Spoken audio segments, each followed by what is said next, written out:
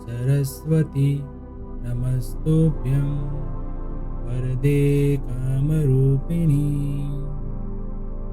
विद्यारम्भं करिष्यामि सिद्धिर्भवतु मे सदा।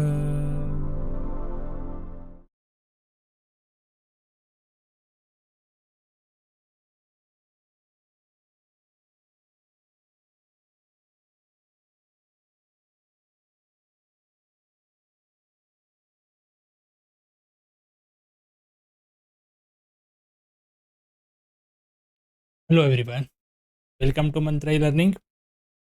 TY BCom process costing one का लेक्चर नंबर 10 आज हम करेंगे और आज के लेक्चर में भी एक प्रैक्टिकल क्वेश्चन हम करने वाले हैं। ये सेकंड मेथड हमारी जो है उसका प्रैक्टिकल क्वेश्चन की सीरीज चल रही है लेक्चर के अंदर। तो आज हम एक और प्रैक्टिकल क्वेश्चन देखेंगे। चलिए स्टार्ट करते हैं। और आज का क्वेश्चन जो है हमारा वो क्वेश्चन है question number 5। Okay, question number 5 जो है उसमें पहले देख लेते हैं। अपने यहाँ पे 3 प्रोसेस दिए हुए हैं और क्या क्या इन्फॉर्मेशन यहाँ पे प्रोवाइड की है पहले समझ लेते हैं। चलिए, a product passes through 3 processes A B and C. एक प्रोसेस है उसको 3 प्रोसेस से पास करके तैयार की जाती है। ए बी सी 3 प्रोसेस है। 10,000 unit were introduce in process A. पहली प्रोसेस में यहाँ पे हम इनपुट करते हैं 10,000 यूनिट। उसकी प्राइस जो है वो है 10 रुपीज़ पर unit. And the other direct expenses are as follows. तो बाकी के एक्सपेंसेस की डिटेल यहाँ पे है, देखो। Sundry material, labour, direct expenses, तीनों प्रोसेस के यहाँ पे प्रोवाइड किए हुए हैं। अदर इन्फॉर्मेशन में देखें तो एक्चुअल आउटपुट है तीनों प्रोसेस का इधर प्रोवाइड किया हुआ है। नॉर्मल वेस्टेज के परसेंटेज जो है प्रोसेस ए और बी में दिए गए हैं, प्रोसेस सी का यहाँ पे नहीं दिया है, यहाँ पे क्वेश्चन मार्क है। यानी कि प्रोसेस सी का नॉर्मल वेस्टेज जो है वो हमें फाइंड करना है। क्वेश्चन मार्क का मतलब होता है ये हमें फाइंड करना है, अगर नहीं है तो डैश दिया होगा, बट क्वेश्चन मार्क है तो ये मिसिंग अमाउंट है, मिसिंग वैल्यू है जो हमें फाइंड करनी है। Selling price of normal wastage, normal wastage की सेलिंग प्राइस यहाँ पे 3 प्रोसेस की दी हुई है। अब the final product was sold at rupees 51 per unit, fetching a profit of 16.23% on sale. Prepare process account and find out the percentage of normal wastage in process C. तो सबसे important जो है वो ये कैलकुलेशन है। बाकी आपको process के अकाउंट बनाने को आते हैं, प्रोसेस ए बी सी सब आता है। इंपॉर्टेंट कैलकुलेशन जो होती है वो एबनॉर्मल वेस्टेज और एबनॉर्मल गेन की होती है, जो हम यहाँ पे करेंगे। क्योंकि ये देखो यहाँ पे इनपुट यूनिट दिया है, नॉर्मल वेस्टेज भी दिया है, एक्चुअल आउटपुट भी दिया है, बराबर। बट ये प्रोसेस सी का जो नॉर्मल वेस्टेज जो हम कैसे फाइंड करेंगे वो खास हमें इस क्वेश्चन में सीखना है, बराबर। और लास्ट वाली जो इन्फॉर्मेशन थी वो भी एक बार मैं रिपीट कर लेता हूँ। यहाँ पे आपको दिया है कि फाइनल प्रोडक्ट वो सोल्ड एट 51 रुपीज़, यानी प्रोसेस सी तक हमारी जब कंप्लीट होगी ये प्रोसेस ये प्रोडक्ट की, तब वो फिनिश गुड्स में कन्वर्ट होगा। और फिनिश गुड्स को जब हम सेल करेंगे तो उसकी सेलिंग प्राइस जो है वो 51 रुपीज़ है। और वो 51 रुपीज़ कैसे डिसाइड किया हुआ है तो यहाँ पे बताया है, fetching a profit of 16 to 3% on sale. 16 to 3% profit on sale add करके हमने वो सेल प्राइस डिसाइड किया हुआ है, बराबर। 51 रुपीज़ जो है ये। तो ये कैसे काम करेंगे हम यहाँ पे, इससे हम प्रोसेस सी का जो नॉर्मल वेस्टेज का परसेंटेज जो कैसे फाइंड करेंगे वही हमें इस क्वेश्चन में खास ध्यान रख के सीखना है। ओके, तो क्वेश्चन समझ में आ गया होगा पूरा। अब आगे बढ़ते हैं। सबसे पहले हम कैलकुलेशन करते हैं प्रोसेस ए की। प्रोसेस ए के लिए तो सारी डिटेल हमें प्रोवाइड की हुई है, आराम से हम क्वेश्चन स्टार्ट कर सकते हैं। बट जो प्रॉब्लम है वो कहाँ पे है, प्रोसेस सी के अंदर।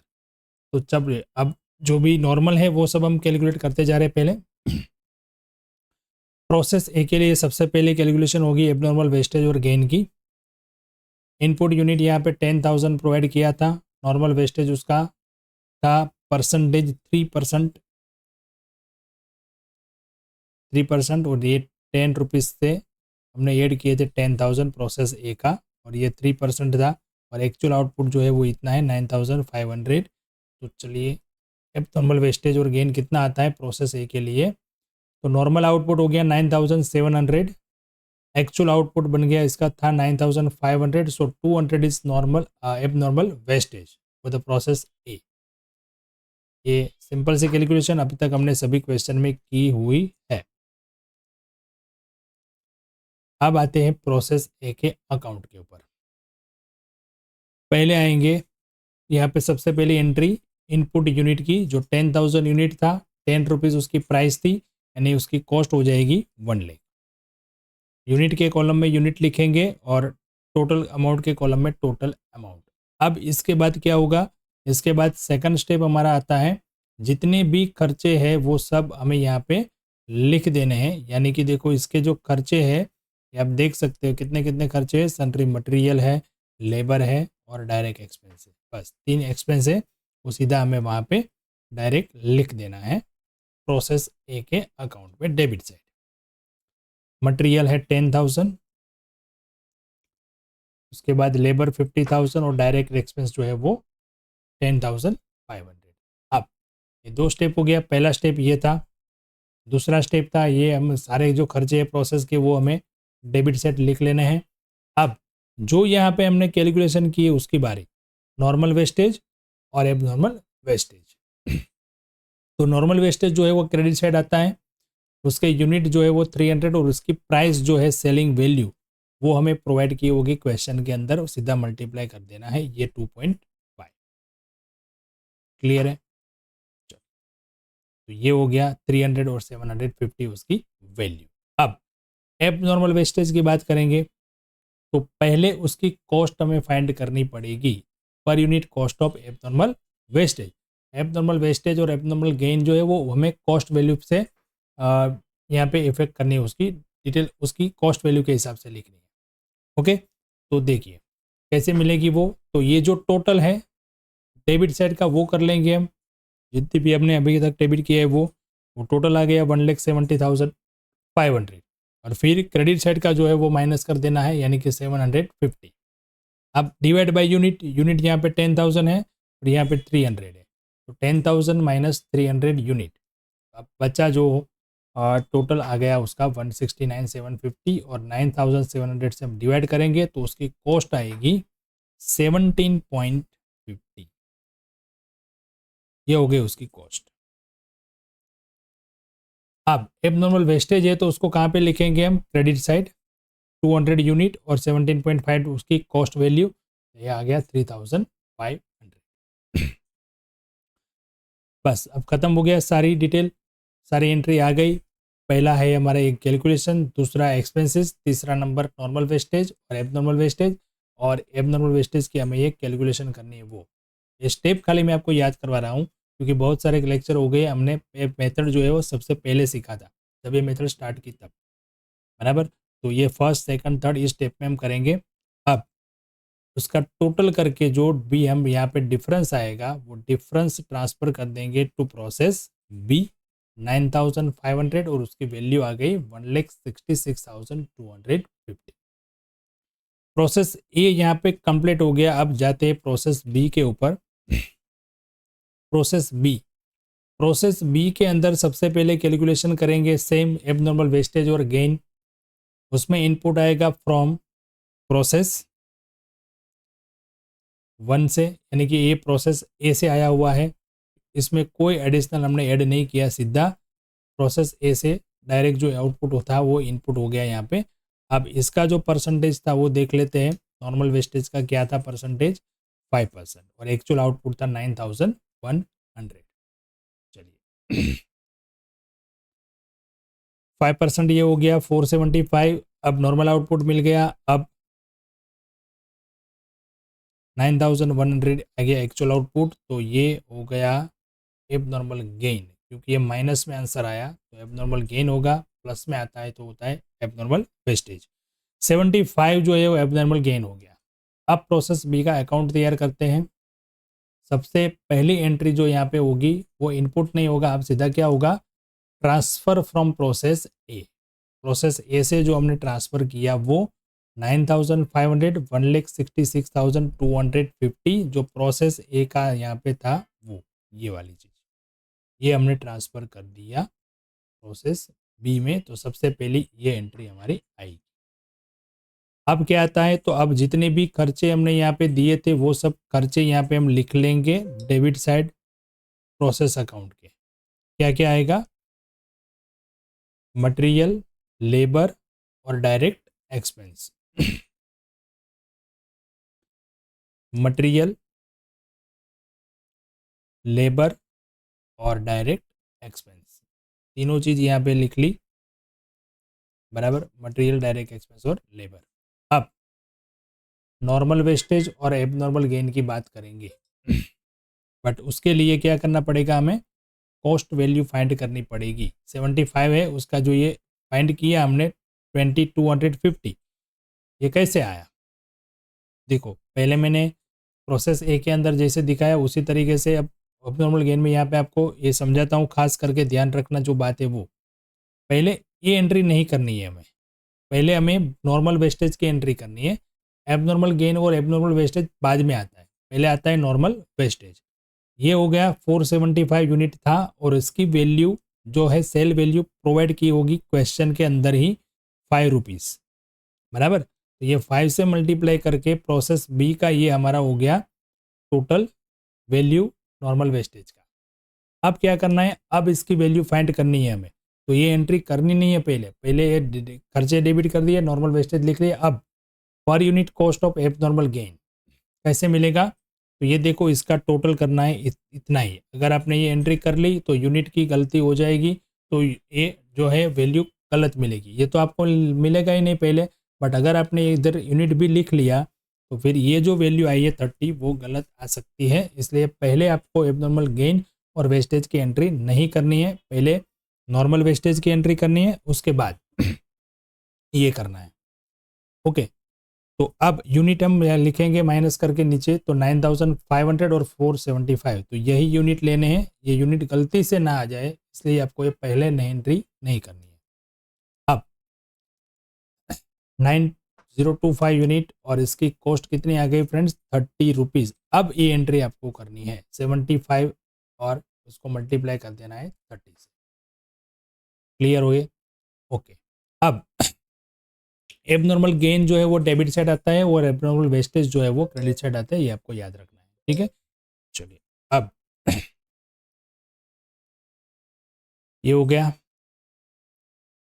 बस बाकी कुछ नहीं है। तो सीधा टोटल करके ट्रांसफ़र कर देंगे प्रोसेस सी में 9,100 और 2,73,000 ट्रांसफ़र टू प्रोसेस सी। प्रोसेस सी में इतना हमारा वैल्यू जो है वो ट्रांसफ़र होगा।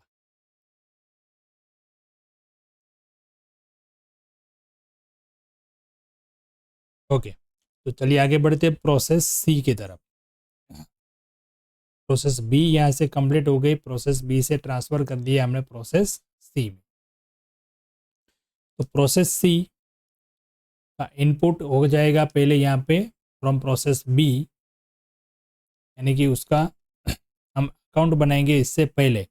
देखो इस प्रोसेस के अंदर जो है वो हमें पहले कैलकुलेट करना पड़ेगा नॉर्मल वेस्टेज का परसेंटेज, उसके बाद ही हम आगे जा पाएंगे ना। क्योंकि यहाँ पे देखो बी में से जो आया वो प्रोसेस सी में कन्वर्ट हो जाएगा, मतलब इनपुट हो जाएगा। बट एबनॉर्मल वेस्टेज और गेन कितना है वो तो जब आपको नॉर्मल वेस्टेज के परसेंटेज मिलेंगे या फिर नॉर्मल वेस्टेज की वैल्यू मिलेगी तब पता चलेगा ना, बराबर। तो इसके लिए हमें पहले जो है जितनी अमाउंट यहाँ पे दी हुई है उतनी हम पहले एंट्री कर लेते हैं प्रोसेस सी के अंदर। ये कैलकुलेशन हमें करनी है, लेकिन इसके लिए अभी हमारे पास पूरी डिटेल नहीं है। तो क्या करते हैं हम, जितनी वैल्यू हमारे पास यहाँ पे है पहले वो लिख लेते हैं प्रोसेस सी के अंदर। तो पहला एंट्री यहाँ पे आएगा ट्रांसफ़र फ्रॉम प्रोसेस बी से जो है ट्रांसफ़र हुआ है ये।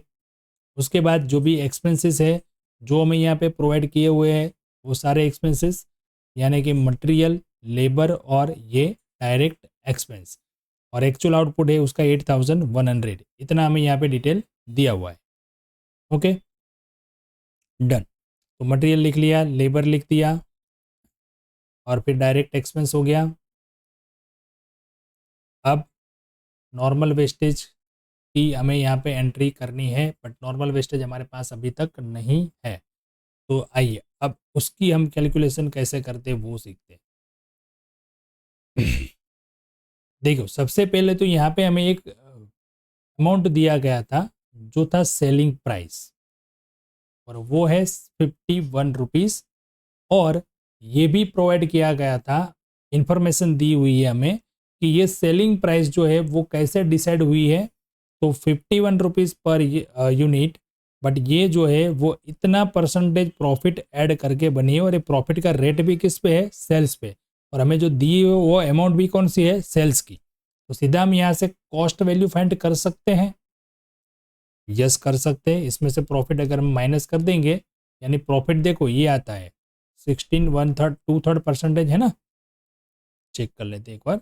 यस 16 2/3%। अगर 16 2/3% आप कैलकुलेटर में करोगे, 16 और 2/3 करोगे तो 16.66 आएगा, बराबर।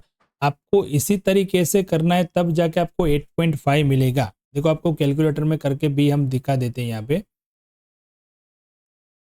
16 जो है उसके बाद 2/3 है, तो 2/3 करेंगे तो ये आएगा। उसमें अगर मैं प्लस कर देता हूँ यहाँ पे 16, तो ऐसे परसेंटेज आएंगे।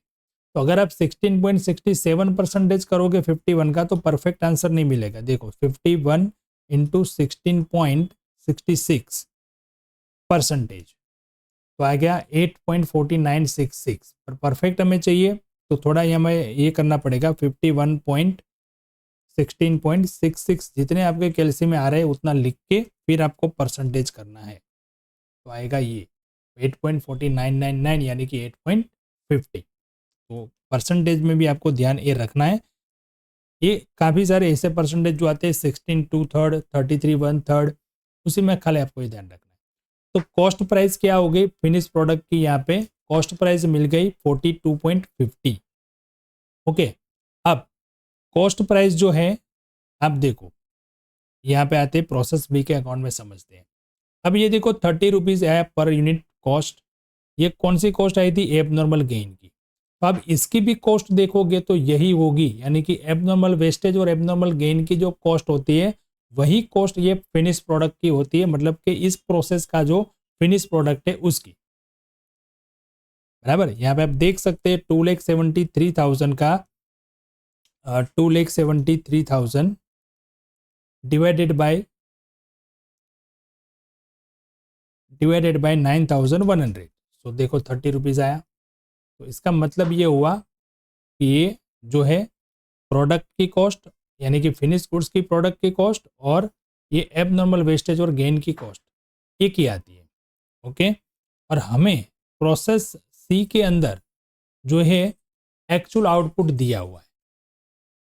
तो अगर मैं यहाँ पे इस अकाउंट के अंदर एक्चुअल आउटपुट लिख लूँ, तो फिर मुझे यहाँ पे नॉर्मल वेस्टेज जो है वो मिल सकता है, उसकी वैल्यू भी मिल सकती है, उसकी यूनिट भी मिल सकते हैं। तो इस हिसाब से हम यहाँ पे आगे जाएंगे। तो सपोज करें, मान लो कि हम नॉर्मल वेस्टेज जो है उसके यूनिट मान लेते हैं एक्स यूनिट। नॉर्मल वेस्टेज जो है कितना है, एक्स यूनिट है। ओके, अब per unit cost of abnormal gain और वेस्टेज के हम फाइंड करते हैं। क्यों? क्योंकि पर यूनिट एबनॉर्मल वेस्टेज और गेन की जो कॉस्ट होती है वही कॉस्ट फिनिश प्रोडक्ट की होती है, और फिनिश प्रोडक्ट की कॉस्ट हमारे पास है यहाँ पे। तो यही कॉस्ट जो है वो इसकी होगी, एबनॉर्मल वेस्टेज और गेन की होगी। अब एबनॉर्मल वेस्टेज और गेन की कॉस्ट जब हम कैलकुलेट करते हैं तो उसमें क्या क्या अमाउंट लेते हैं, तो जैसे मैंने यहाँ पे डेबिट किया वो सब एक्सपेंस लेते हैं। यस, और यहाँ पे जो माइनस करते हैं क्या, नॉर्मल वेस्टेज की वैल्यू जो हमारे पास है नहीं, बट नॉर्मल वेस्टेज के परसेंटेज है यहाँ पे, परसेंटेज नहीं है। देखो सॉरी, वैल्यू है, पर यूनिट वैल्यू है 10 रुपीज़। तो हमने जितने भी यूनिट यहाँ पे एज्यूम किए उसको 10 से मल्टीप्लाई कर देंगे तो उसकी वैल्यू मिल जाएगी। तो एबनॉर्मल वेस्टेज और गेन की कैलकुलेशन जब हम करते हैं तो इस तरीके से करते हैं, total expense minus sale value of normal wastage. Sale value normal wastage की है 10, और उसके यूनिट हमने यहाँ पे एज्यूम कर लिए एक्स, तो 10x लिख लेंगे। अब उसमें से डिवाइड करेंगे हम total input unit minus normal wastage के यूनिट।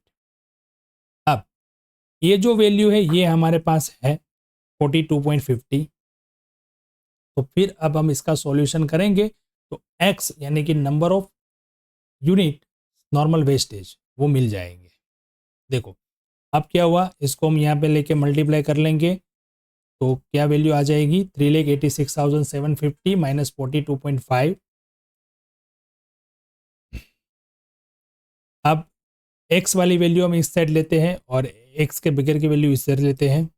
ये थोड़ी स्टेटिस्टिकल कैलकुलेशन आ गई। अब क्या हो गया, x is equal to 23,660 divided by 32.5 यानी कि 728 is the normal wastage unit. तो कई बार एग्जाम में क्या होता है कि यहाँ तो देखो आपको सेल्स वैल्यू दी है और प्रॉफिट दिया है तो आपने कॉस्ट निकाल ली। कई बार ऐसा होता है कि यहाँ पे फिनिश गुड्स की कॉस्ट वैल्यू ही दी है, तो सीधा आपको यही मेथड यूज करके आप नॉर्मल वेस्टेज फाइंड कर सकते हैं। अब 728 आ गया यूनिट। अब हम आगे बढ़ सकते हैं यहाँ पे। जी सर, 728 इंटू 10 कर देंगे तो ये हो गया 728 7,280 नॉर्मल वेस्टेज। अब क्या करना है, देखो ये तो टोटल कर लिया था हमने, क्यों, क्योंकि एबनॉर्मल वेस्टेज है या एबनॉर्मल गेन वो तो पता नहीं था हमें, बराबर। तो अब करेंगे, नॉर्मल वेस्टेज मिल गया तो एबनॉर्मल वेस्टेज है या गेन वो देख लेते हैं। तो इनपुट यूनिट था हमारा 9,100 जो आया था फ्रॉम प्रोसेस बी प्रोसेस से आया हुआ। अब उसमें से नॉर्मल वेस्टेज माइनस कर लेंगे 728, तो नॉर्मल आउटपुट ये हो गया 8,372 और एक्चुअल कितना है 8,100। सो एबनॉर्मल वेस्टेज इधर आ रहा है 272। तो सीधा हम इसकी इफेक्ट करेंगे क्रेडिट साइड।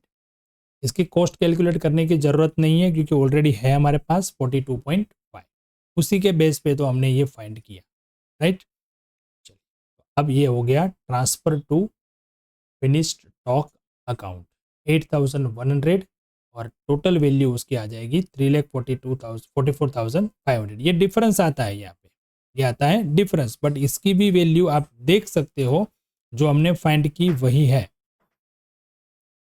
3,34,250 डिवाइडेड बाय 8,100 यानी 42.5। तो ये एक कंसेप्ट जो है वो आपको याद रखना है प्रोसेस अकाउंट के अंदर, ये आपको बहुत ही जरूरी होता है किसी भी मिसिंग फिगर को फाइंड करने के लिए। ओके, तो यहाँ पे हमने कंप्लीट कर दिया प्रोसेस सी का अकाउंट। अब हमें पूछा गया था कि नॉर्मल वेस्टेज के परसेंटेज फाइंड करें, तो वो भी कर लेते हैं। Percentage of normal wastage, normal wastage के यूनिट कितने आए 728 और इस प्रोसेस का इनपुट कितना था, यानी कि प्रोसेस सी का इनपुट कितना था। प्रोसेस सी का इनपुट था 9,100 और नॉर्मल वेस्टेज के परसेंटेज जो होते हैं वो इसी के ऊपर होते हैं, यानी कि 9,100 का वेस्टेज जो है वो 728 है।